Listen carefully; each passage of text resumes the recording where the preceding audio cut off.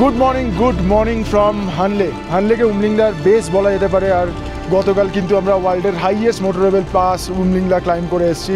গতকাল আমরা তিনটে পাস, প্রথমে নুরবুলা, তারপরে উমলিংলা, তারপরে ফটিলা, তিনটে কঠিন পাস ক্লাইম্ব করে বা ক্রস করে এসে বা জয় করে এসে হানলেতে আবার স্টে করেছি। এই হানলের এই গচ্চাল হোমস্টে বা এরকম কিছু একটা নাম হবে, কী নাম আমি জানাচ্ছি আস্তে আস্তে। যারা এই ব্লগটা থেকে দেখা শুরু করেছো আমাদের লাদাখ সিরিজ, তাদেরকে রিকোয়েস্ট করবো যে এর আগের ব্লগগুলো দেখো, তাহলে আমরা কীভাবে হানলে এসে পৌঁছালাম, কী রোড আমরা ক্রস করে এসেছি, কিরম জান্সকার ভ্যালি আমরা ক্রস করে এসেছি, সমস্ত কিছু ডিটেলসে তোমরা দেখে নিতে পারবে। তো এটাই হচ্ছে ব্যাপার। আপাতত আজকে আমাদের এখানে প্যাকিং চলছে, হানলেকে আমরা বিদায় জানাবো। তবে বিদায় জানানোর আগে যে গচ্চাল হোমস্টে, এই হোমস্টের মানুষজন যে রয়েছে যারা হোস্ট করছে তাদের সাথে একটুখানি তোমাদের কথা বলিয়ে দিচ্ছি।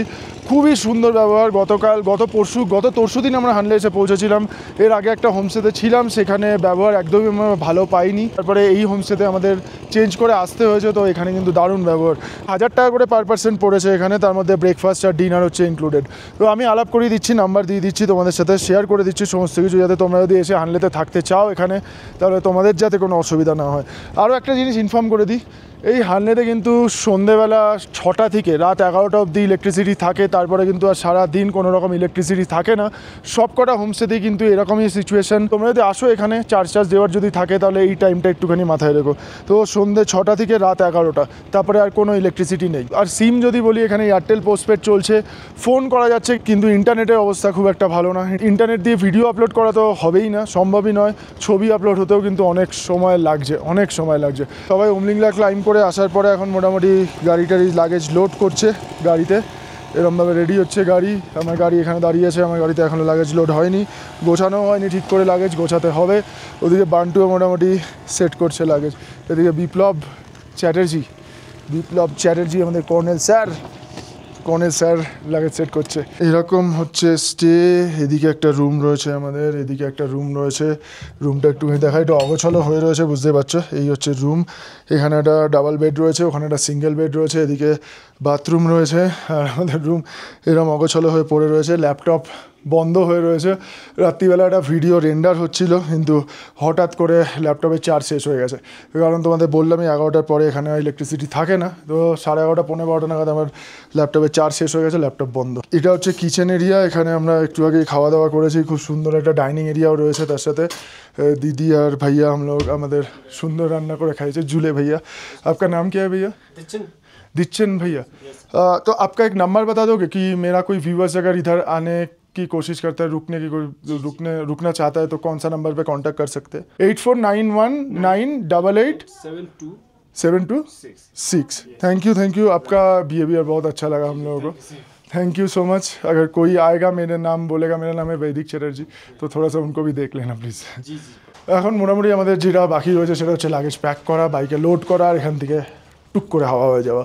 তো বাকি কথা একদম মোটরব্লগিং সেটআপে বলবো তোমাদের সাথে। আপাতত ততক্ষণ যে কাজগুলো বাকি রয়েছে সেগুলো করে ফেলি। জয় মা দুর্গা, ওম নমঃ শিবায়, জয় জগন্নাথ। একদম রোডের উপরেই কিন্তু আমাদের স্টেটা ছিল। বেশ সুন্দর স্টে, বেশ ভালো ব্যবহার। বেরিয়ে পড়লাম আমরা হানলে থেকে। এখন টাইম হয়েছে দুপুর 12:29। এখন আমরা স্ট্রেট যাবো এখান থেকে লে ডিস্টেন্স 270-280 কিলোমিটার মতো হবে। আমি গুগল ম্যাপ দেখিনি, কারণ রাস্তা আমার চেনা। এমনিতে দুটো রুট রয়েছে, তার মধ্যে একটা রুট দিয়ে আমরা এসছি অলরেডি, লে থেকে চাংলা হয়ে, প্যাংগং হয়ে। আর এখন যাব হচ্ছে এখান থেকে প্রথমে যাব আমরা নিয়মা ডিস্টেন্স 70 কিলোমিটার মতো হবে এখান থেকে। নিয়মা থেকে আমরা সমরির দিকে যাব, মাহে ব্রিজ, একদম সিন্ধু নদীর পার ধরে মাহে ব্রিজ। তারপরে আরও এগিয়ে যাব সিন্ধু নদীর পার ধরেই উপসির দিকে। উপসি থেকে আমরা লে মানালি হাইওয়েতে কানেক্ট করব। তারপরে কারু থেকে পেট্রোল ভরবো, তারপরে ঢুকে পড়বো লে। এই হচ্ছে আজকে আমাদের রুট। আর হানলের ভিউ দেখে নাও একবার, চারিদিকে হানলের ভিউ দেখো, খালি সামনেটা দেখো। এরকম পাহাড়কে সামনে রেখে বাইক চালালে মন এমনিতেই উৎফুল্ল হয়ে থাকে সবসময়। আমরা কিন্তু এখন ফটিলার দিকেই যাচ্ছি। এই উপরে রয়েছে ফটিলা ক্রস করে গতকাল আমরা নেমে এসেছি নিচের দিকে। এই পাহাড়ের টপেই রয়েছে হচ্ছে ফটিলা। ওইখানটা, ওই যে ভেতর দিকে ঢুকছে, ওইটা হচ্ছে ফটিলা কিন্তু টারম্যাক হয়ে গেছে, তাও অনেকটাই কঠিন জার্নি ছিল। 2022-এ যে ফটিলা আমরা ক্রস করেছিলাম, সেই ফটিলার সাথে এখনকার ফটিলার কোনো মিলই নেই। যারা এই উমলিংলা জয় আমাদের দেখেছো 2025-এ, তাদেরকে আমি একবার রিকোয়েস্ট করবো 2022-এর উমলিংলা জয়ের ভিডিওটা দেখো। ওখানে আমরা রাস্তা খুঁজতে খুঁজতে গেছিলাম। এবার তো আমার কাছে রাস্তার পুরো একদম নলেজ ছিল, তাই জন্য কারোরই কোনো অসুবিধা হয়নি। আমি পাই টু পাই রাস্তা জানতাম। আর আমি লাদাখ নিয়ে একটু গর্ব করে বলতে পারি, লাদাখের সমস্ত রাস্তাঘাটই মোটামুটি কভার করেছি। একবার নয়, দুবার তিনবার করে কভার করেছি। তো লাদাখের রাস্তা নিয়ে আমার মোটামুটি নলেজ আছে। আমার গুগল ম্যাপের কোনো দরকার লাগে না লাদাখে ঘুরে বেড়াতে গেলে, এটাই হচ্ছে ব্যাপার। তবে হানলে থেকে কিন্তু যে জিনিসটা সবথেকে ভালো দেখা যায় সেটা হচ্ছে মিল্কি ওয়ে। একদম আকাশে সুন্দর তারা, মানে অগন্তি তারা দেখা যায়। এইবারে আমরা সেটা একদমই দেখতে পাইনি, কারণ আমরা পূর্ণিমার আশেপাশে এসেছিলাম। হ্যাঁ, আমরা পূর্ণিমার আশেপাশে এসেছি, চাঁদের আলোতে না, তারার আলো একদমই ম্লান হয়ে গেছে। তাই জন্য সেরকমভাবে আমরা দেখতে পাইনি। একবার শ্যুট করারও চেষ্টা করেছিলাম, কিন্তু মানে ভালো খুব একটা আসেনি। এই হচ্ছে ফটিলা যাওয়ার রাস্তা, এই হচ্ছে ফটিলা। লোমা এখান থেকে 50 কিলোমিটার দেখাচ্ছে, লোমা থেকে নিয়মা হচ্ছে 20-25 কিলোমিটার মতো হবে। আমরা যে রাস্তা দিয়ে এসেছিলাম লোমা হয়ে এসেছিলাম, লোমা আমরা যাব, নিয়মা হয়ে আসিনি আমরা, নিয়মা হয়ে এবার ফেরত যাবো বললে। যাই হোক, চলো আস্তে আস্তে এগোই। রাস্তা আজকে আমরা ভালোই পাবো, আর রাইড করেও মজাই পাবো যেটা মনে হচ্ছে। 12:30 বাজে, লে পৌঁছাতে আমাদের 7-7.5 ঘন্টা সময় লাগবে। ট্রিপ 2টা 0 করে দিলাম। দেখি হানলে থেকে আমরা যে রুট দিয়ে লে যাবো তার ডিস্টেন্সটা তোমাদের সাথে যাতে শেয়ার করতে পারি ঠিক করে। হানলেতে কিন্তু আর্মির বেস রয়েছে, তাই জন্য এই রাস্তাঘাট কিন্তু এতটাই সুন্দর। যদিও লাদাখের রাস্তাঘাট আস্তে আস্তে খুবই সুন্দর হয়ে যাচ্ছে, খুবই সুন্দর। সব জায়গায় ব্ল্যাকটপ হয়ে যাচ্ছে, সব জায়গায়। সেই অফ রোডের মজা নিতে গেলে জান্সকারের কিছুটা পার্ট এখনও বাকি রয়েছে, আর তার সাথে সাথে বাকি কিছুই নেই, সব জায়গায় টার্মাক হয়ে গেছে।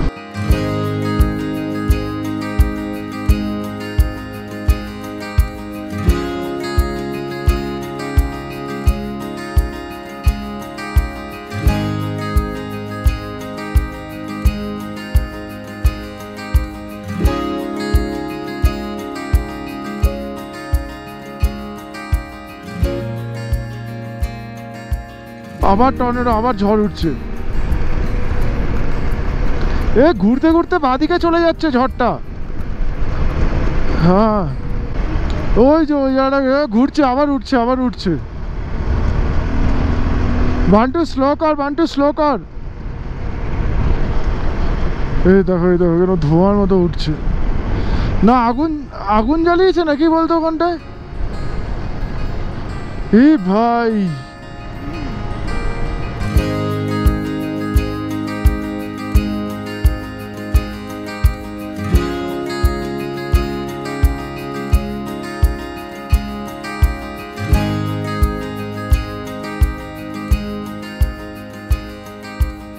এসে আমরা একটা ছোট্ট নালা মতো পেয়েছি। এই সামনে কি রঙ্গ গ্রামটা রয়েছে, এই রঙ্গ ভিলেজের পাশ দিয়ে এই নদীটা গেছে, হালকা ছোট্ট গ্রামটা গেছে। হানলে থেকে 50 কিলোমিটার মতো রাইড করে আমরা পৌঁছে গেছি লোমা জাস্ট ক্রস করেছি। পেছন দিকে আর্মি ক্যাম্প ছিল, ওই জন্য সেরকমভাবে ভালোভাবে ভিডিও বানাইনি। সামনে পাহাড়টা দেখে মনে হচ্ছে পুরো বালি দিয়ে তৈরি একটা পাহাড়, আর মাঝে মাঝে আবার একটুখানি শক্ত পাথরও রয়েছে। আর তার সাথে সাথে এই দিকটা দেখো, এই দিকটা কিন্তু একদম বুগিয়াল, একটা গ্রিন কালারের বুগিয়াল, আর দূরে সাদা পাহাড়, মানে উপরে স্নোক্যাপ মাউন্টেন্স দেখতে পাচ্ছি। নিচেগুলো কিন্তু পুরো কালচে ব্রাউন, মানে কালচে বাদামি, আর তার সাথে সাথে দূরে স্নোক্যাপ মাউন্টেন্স। এই যে চলে এসেছি আমরা দুংতি, রাইট সাইড চলে যাচ্ছে নিয়মা স্ট্রেট, ব্যাক সাইডে হানলে। আমরা নিয়মা রাস্তায় চলে এলাম কিন্তু। এই দেখো এগুলো পুরো ভেড়ার পাল, আর এই যে এই দেখো কুকুর মানুষ সবাই মিলে ভেড়া পালকে পাহারা দিচ্ছে।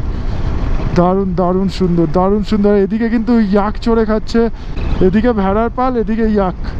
এবার কিন্তু আমরা ইন্দাস সিন্ধু নদ পাবো। এই সামনে নদী আমরা ক্রস করে বেরিয়ে যাবো সামনের দিকে। এটা লোমার মধ্যেই পড়ছে বলতে পারো। এই হচ্ছে সিন্ধু নদ, পরপর ব্রিজ তৈরি হচ্ছে। একটা জেসিবি মাঝখানে পড়ে আছে ভেঙে, এখানে কি এন্ট্রি করতে হবে? লোমাতে এখানে চেকপোস্টে আমরা মোটামুটি এন্ট্রি করে, এখানে আইডিপি রয়েছে পোস্ট, এখানে এন্ট্রি করে আমরা সামনে নিয়মার দিকে চলে যাব। নিয়মা হচ্ছে লেফট টার্ন নিতে হবে, এই রাস্তা দিয়ে সোজা আমরা বেরিয়ে যাবো। ইন্দাস নদী কিন্তু এখন আমাদের মোটামুটি সাথেই যাবে, উপসি না কারু অবধি, প্রায় লে অবধি সাথে যাবে একদম ইন্দাস। দুপুর 1:35 আর আমরা বেরিয়ে পড়লাম লোমা থেকে আবার নিয়মার দিকে। এখান থেকে 21 কিলোমিটার হচ্ছে নিয়মাতে গিয়ে মোস্ট প্রবলি আমরা পেট্রোল পাম্প পেয়ে যাবো। শুনে এসেছি নিয়মাতে পেট্রোল পাম্প রয়েছে, তবে পেট্রোল নাও থাকতে পারে, সেটাও কিন্তু সবাই আমাদের ওয়ার্ন করে দিয়েছে। ঠিক আছে, অসুবিধা নেই, সব রাইডাররা সামনে চলে গেছে আর আমরাও এখন এগোচ্ছি ওইদিকে। লাদাখে রাজস্থানের ফিল পাওয়া যাচ্ছে এখন পুরোপুরি। ওই পাহাড়গুলোকে ঝাপসা করে দিলে, ওই পাহাড়গুলোকে এআই দিয়ে উড়িয়ে দিলে রাজস্থানের ফিল পাওয়া যাচ্ছে, পুরো জয়সালমেরের ফিল পাওয়া যাচ্ছে। যেহেতু আমরা যথেষ্ট অল্টিটিউডে রয়েছি, তাই জন্য কিন্তু বাইকের 80-র বেশি স্পিড উঠছে না 6 গিয়ারে। গিয়ার কমালে হয়তো আর একটু উঠতে পারে, তবে ইঞ্জিনে প্রেশার পড়বে, ওই প্রেশারটা আমি দিতে চাইছি না। ডাবল ক্যারি রয়েছে বলে, সিঙ্গেল থাকলে, আমি যদি সিঙ্গেল থাকতাম বাইকে, তাহলে হয়তো 95-100-ও উঠে যেত, অসুবিধা হতো না। ঠিক আছে, আমার 80-র বেশি স্পিড দরকারও নেই, কোনো অসুবিধা নেই। নিয়মা 4 কিলোমিটার। আর কালার দেখো, পাহাড়ের কালার দেখো। আমি বলছি না, লাদাখের পাহাড়ের কালারগুলো এক এক জায়গায় এক এক রকম, এখানটা পুরো পার্পেল হয়ে আছে, পুরো পার্পেল। সামনে দুটো কিন্তু ক্লাসিক 350 যাচ্ছে, বিপ্লব আর শুভমদার। এটা শুভমদার সামনে, আমার সামনে, তার আগে বিপ্লব। ওই যে সন্দীপ হিমালয়ান নিয়ে দেখতে পাচ্ছি আমি, আর বান্টু আর হিমাদ্রি মনে হচ্ছে। আর একটু আগে রয়েছে শঙ্কর ক্লাসিক, আমাদের পেছনে রয়েছে, সবার লাস্টে শঙ্কর রয়েছে। একটু আগে সবাইকে বলছিলাম যে লাদাখে ক্রিকেট খেলা হয়, দেখো এখানে ক্রিকেট খেলা হচ্ছে, ক্রিকেট গ্রাউন্ড। কি রে বান্টু, বলছিলাম না ক্রিকেট গ্রাউন্ড আছে? হ্যাঁ, লাস্ট টাইম এখানে ক্রিকেট খেলা হচ্ছিল, তখন বলেছিলাম যে লাদাখ থেকে কাউকে ইন্ডিয়ান টিমে দরকার আছে আমাদের। তো এইবারে তাই বলে যাচ্ছি, লাদাখ থেকে যদি কেউ আমাদের ইন্ডিয়ান টিমে আসে, ইন্ডিয়ান টিমে জয়েন করে, তাহলে খুব ভালো হবে। নিয়মা পৌঁছেছি। নিয়মাতে দেখতে পাচ্ছি পেট্রোল পাম্প। 103.81 হচ্ছে নিয়মাতে পেট্রোলের দাম। এখানে কিন্তু কার্ড চলে না, এখানে চলে হচ্ছে অনলি গুগল পে আর ক্যাশ, এটাই হচ্ছে ব্যাপার। World's highest altitude retail outlet, 13,684 ফিটে। ভিলেজ নিয়মা, লে লাদাখ। লে 182 কিলোমিটার, চুসুল 98, সমরেরি 76 আর মাহে 20। মাহে ব্রিজ থেকে কিন্তু, বা মাহে থেকে কিন্তু সমরেরি রাস্তা বাদিকে চলে যাবে। সিন্ধু নদের উপর একদম সূর্যের আলো পড়ে জলগুলো পুরো চকচক করছে, চিকচিক করছে।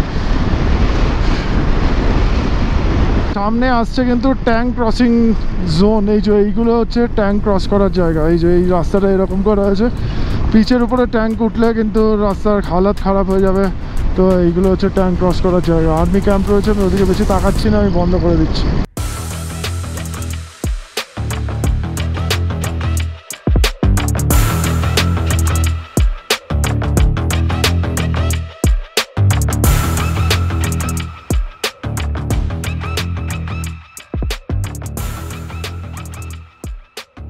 মাহে ঢোকার 2 কিলোমিটার আগে একটা রাস্তা রাইটটা নিয়ে নিল, ওই দিক দিয়ে কিন্তু রেজাংলা চুসুল পৌঁছে যাওয়া যায়।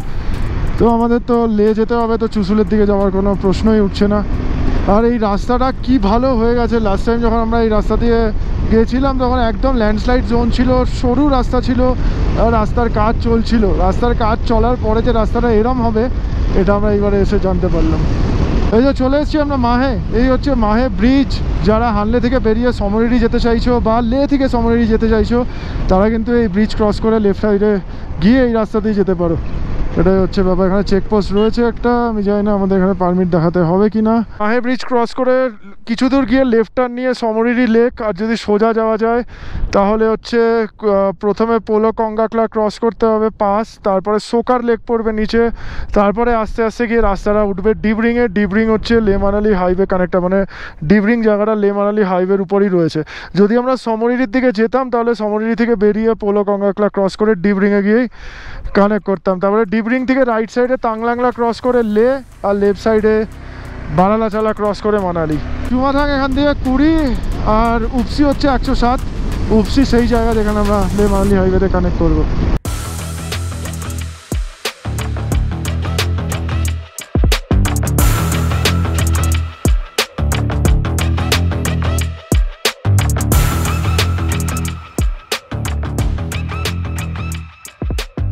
এই পাহাড়ের স্ট্রাকচারটা দেখো, পুরো ঝুলছে কিন্তু যখন তখন এগুলো থেকে পাথর খসে পড়ে, ধসে পড়ে।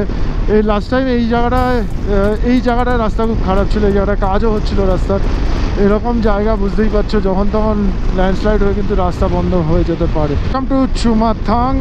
চুমাথাং থেকে আমরা খাওয়া দাওয়া করবো, একটু ননভেজ খেতে ইচ্ছা করছে। চল চল চল, আর একটু আগেই চল। কি হলো? আয় আয়। হট স্প্রিংয়ে কিছু নেই সেরকম দেখার মতো, ওই যে নিচটা ওখানটাতে আছে, এদিকে শুধুমাত্র চাউমিন আর ম্যাগি আর ব্রেড অমলেট পাওয়া যাবে। এগ চাউমিন খাই, egg chowmein, double egg chowmein. Chumathang থেকে বেরোলাম বিকাল 4:07। এখান দিয়ে আমরা অল্প খাওয়া দাওয়া করে নিয়েছি, অল্প মানে খাওয়া দাওয়া করে নিয়েছি। চাউমিন, আমি খেয়েছি ফ্রাইড রাইস। এই যে পেট্রোলের দেখা যাচ্ছে ডিজেল, এখান দিয়ে এখানকার খালি লরিগুলোই পায়, আর কেউ পায় না। তাহলে কিন্তু আমাদের লের জন্য 150 কিলোমিটার রাইড করতে হবে, 150 কিলোমিটার। উপসি 87 কিলোমিটার, লে 137।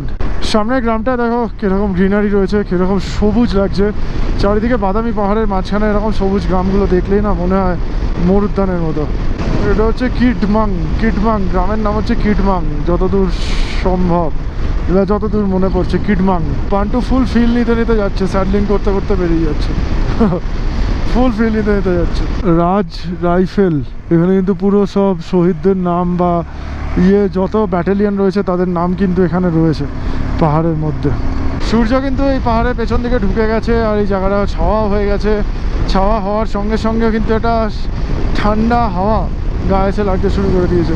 এদিকে দেখো নদীটা, সিন্ধু নদ তার একদম চরম রূপ আমাদের দেখাচ্ছে, কিন্তু চরম রূপ, চরম সুন্দর রূপ। আর তার সাথে দেখো এখানে আমরা একবার এখানে ড্রোন শট নিয়েছিলাম, মনে আছে? এই জায়গাটা আমি, তুই আর রাইডার ওই পাশ থেকে আসার সময়। এই যে ব্রিজ, এই নদীর উপর দিয়ে এই যে ব্রিজগুলো, আর তার সাথে বুদ্ধিস্টদের এই ফ্ল্যাগগুলো লাগানো রয়েছে ব্রিজের উপর, এই সমস্ত কিছু মিশিয়ে কিন্তু দেখতে দারুণ লাগে, দারুণ সুন্দর লাগে দেখতে। পেছনে আমরা একটা ব্রিজ ক্রস করলাম, সিন্ধু আমাদের ডান দিকে চলে এলো। কিছু দূর গিয়ে আবার আমরা একটা ব্রিজ ক্রস করবো, সিন্ধু আবার আমাদের বাঁদিকেই চলে আসবে। হিমিয়া ব্রিজ পেয়ে আবার সিন্ধুকে আমরা ঠেলে দেবো বাঁদিকে। ওফ, কি সুন্দর জল যাচ্ছে, কি সুন্দর জল যাচ্ছে। কিন্তু সত্যি কাশফুলের মতনই দেখতে, কাশফুলের মতনই দেখতে। আর সিন্ধু নদ দেখো একদম আমাদের লেভেলে চলেছে, মনে হচ্ছে সিন্ধু নদের জলের মধ্যে দিয়ে আমাদের বাইকের চাকা টাচ করে করে এগোচ্ছে সামনের দিকে। দেখো কাশফুলের মতো ফুলগুলো, এই যে গোলাপি ফুল। বনিকে আগের বারে আমি একটা উপহার দিয়েছিলাম, বনিকে একটা ফুল দিই আবার। হ্যাঁ,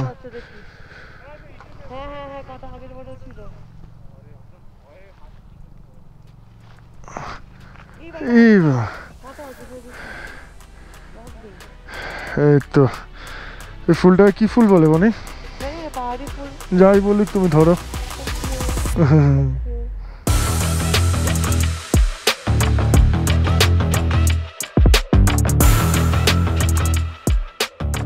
এই উপরে পাহাড়টাকে দেখে মনে হচ্ছে গন্ধরঞ্জনে মিনিয়েছে, দেখো অনেকটা গন্ধরঞ্জনের মতনই কিন্তু স্ট্রাকচার পাহাড়টার। ও দারুণ রাইড, একটা রাস্তার একটা পার্ট খারাপ নেই। মানে হানলে থেকে এলাম, সত্যি কথা বলতে জাস্ট মাখন রাস্তা, মাখন। এই উপসি ঢুকছি আমরা, আর লে মানালি হাইওয়ে কিন্তু দেখা যাওয়া শুরু হয়ে গেছে। ওটাই লে মানালি হাইওয়ে, ওটা গিয়ে মানে আমরা গিয়ে ওটাতে কানেক্ট করে যাবো একদম। আর 5 মিনিটের মধ্যে উপসি ঢুকে যাবে আমরা। 2-3 কিলোমিটার বাকি রয়েছে উপসি, চলেই এসছি বলতে পারো। আমরা পৌঁছে গেছি উপসি, আর কানেক্ট করে গেলাম কিন্তু লে মানালি হাইওয়ে। শ্রীনগর এখান থেকে 481, লে 47 কিলোমিটার। উপসিতে আবার মনে হচ্ছে আমাদের এন্ট্রি করতে হবে। প্যাংগং 203 কিলোমিটার। উপসি থেকে পেছন দিয়ে কিন্তু মানে লেফট সাইডে কিন্তু চলে যাচ্ছিল মানালি। মানে কেউ যদি লে থেকে মানালি যায় তাহলে কিন্তু উপসি হয়েই যেতে হবে। তাহলে এই রোড দিয়ে যদি যায় তাহলে কিন্তু উপসি হয়ে যেতে হবে। আর সামনে এখন আমরা লের দিকে এগোচ্ছি, সামনে কারু পাবো, কারু ক্রস করে আবার লের দিকে যাব আমরা। ঝুলে নমস্তে, কারু আমরা পৌঁছে গেছি। এই লাস্ট টাইম এই কারু থেকে কিন্তু আমরা চাংলার দিকে গেছিলাম, এই উপরের রাস্তাটা দিয়ে। এই যে এদিক দিয়ে চাংলা পাস হয়ে আমরা প্রথমে গালওয়ান যাওয়ার চেষ্টা করেছি কিন্তু যেতে পারিনি, তারপরে প্যাংগং গেছিলাম। কারু লে এখান থেকে মোটামুটি ধরো না 32-33 কিলোমিটার মতো হবে। আমরা ডাইরেক্ট লে ঢুকবো। এখন টাইম হচ্ছে বিকাল 5:44। কারুর পেট্রোল পাম্প এটা। তবে এবারে যা এসে বুঝলাম লাদাখে আর পেট্রোলের জন্য সমস্যা সেরকম হবে না। তাংসেতে হয়ে গেছে, নিয়মাতে হয়ে গেছে, আর কি লাগবে। কিন্তু নর্থ কিন্তু আমাদের সাথে এখনও চলেছে। লে মানালি হাইওয়েতেও কিন্তু একই সাথে আমরা নিচের দিকে যাচ্ছি, মানে নিচের দিকে ঠিক বলবো না, সামনের দিকে যাচ্ছি। এই সিন্ধু নদ একদম সামনে খালসে থেকে রাইট সাইডে নিয়ে নিয়েছে আরিয়ান ভ্যালি, তারপরে পিওকে গেছে।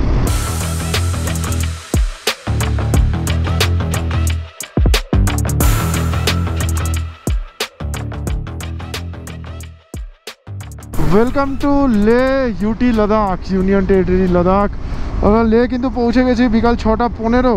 আর আজকে এখনও অবধি আমরা রাইড করেছি হচ্ছে 252.1 কিলোমিটার, মানে 254 কিলোমিটার ধরে নাও লে। ফুচকালা পেয়েছি, বনি অলরেডি শুরু করে দিয়েছে। কত করে কিতনা করকে? 30 का 5, 30 का 5। मेरे को प्लेट दो। এরকম ভালো। কারণ ওখান দিয়ে পুলিশটা আমাকে এদিকে পাঠিয়ে দিয়েছে নিচে। চলো হোটেলে আমরা পৌঁছে গেছি। তো লেতে পৌঁছে আমরা কিন্তু সময় নষ্ট করিনি। আমরা আজকে মাছ ভাজা খাবো। তো মাছ কোথায় কিনতে পাওয়া যায় সেটা আমরা দেখতে বেরিয়েছি। এই যে জামিয়া মসজিদের পাশ দিয়ে একটা গলি চলে গেছে ভেতরের দিকে। হ্যাঁ, এইদিকে পেলেও পাওয়া যেতে পারে। এ মাছের ছবি বেরিয়ে গেছে ভাই। আর ওইদিকে দেখো ঢোক গিলছে ছেলে।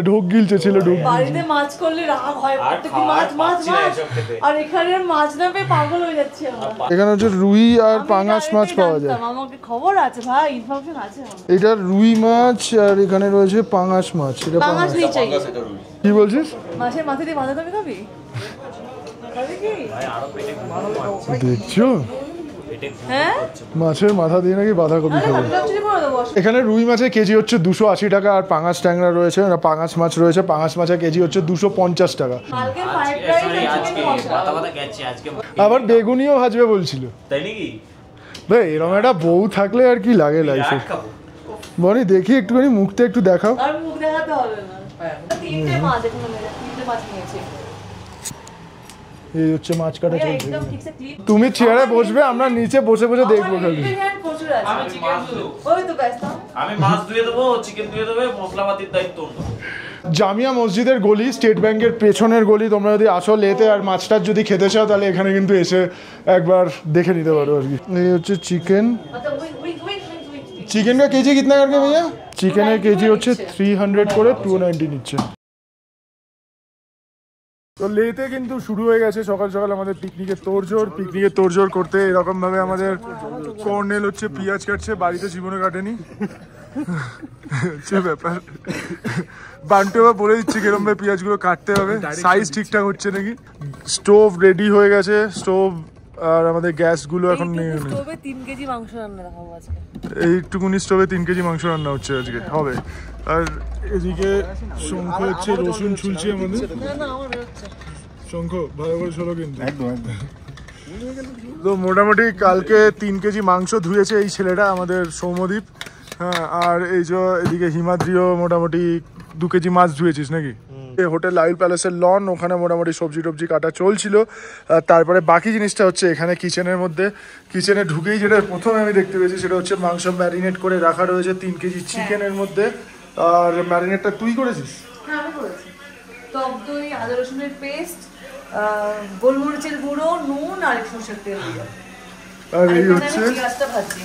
পেঁয়াজ। তো এবারে এখানে এত বড় একটা গ্যাস ওভেন রয়েছে, পাশে আমি এইটুকু স্টোভে রান্না করছি। তো ভাই এরকম সামটা তো ও জায়গা। হ্যাঁ, মাংস মোটামুটি ঢালা হয়ে গেছে। এই হচ্ছে সিচুয়েশন এখন। 3 কেজি মাংস চলে গেছে, স্টোভ হু করে জ্বলছে। সময় লাগছে? সময় তো একটু লাগবে ভাই। এত ছোট একটা স্টোভে যদি 3 কেজি মাংস রান্না করে দেখাতে পারি তাহলে ভাববো যে একটু করেছি জীবনে। এটার জন্য আমরা অনেক কষ্ট করেছি যে ওই সেন্টটা আনার জন্য, কারণ পাহাড়ি মশলা আমরা খেতে পাচ্ছি না সিরিয়াসলি।